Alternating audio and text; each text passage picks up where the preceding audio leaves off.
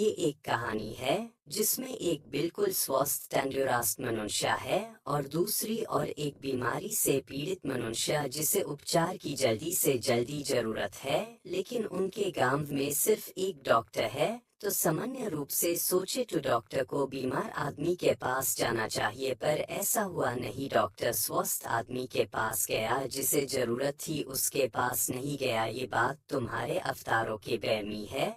जब सतयुग द्वापर और टेट्रामी पाप थे नहीं, या कम दटाब अवतारों की ज्यादा जरूरत नहीं थी जितनी जरूरत कलयुग में लाग रही है, क्योंकि तुम्हारे शस्त्रा कहते हैं कि कलयुग में हाय इतना पाप है, पहले के युग में नहीं था। तो भगवान की ज्यादा जरूरत किसको, तुम ही सोचो। ऐसे डॉक्टर का इंतजार में ना जाने कितने बीमारी से पीड़ित लोग मौत को प्राप्त हुए, ना ही खुद उपचार किया ना ही किसी और डॉक्टर के पास गए, बस इंतजार करते रहे।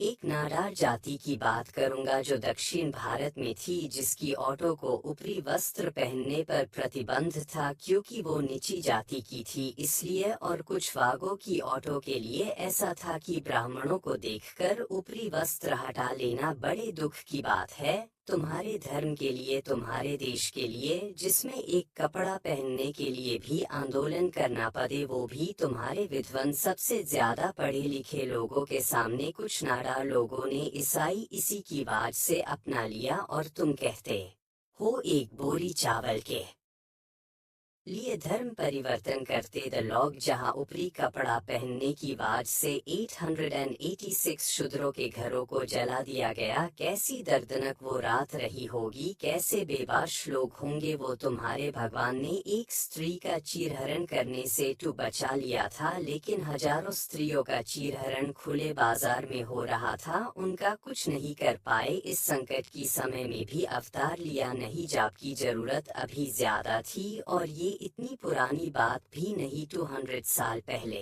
इसी के चलते स्वामी विवेकानंदा ने केरल को जातियों का पागल खाना कहा था।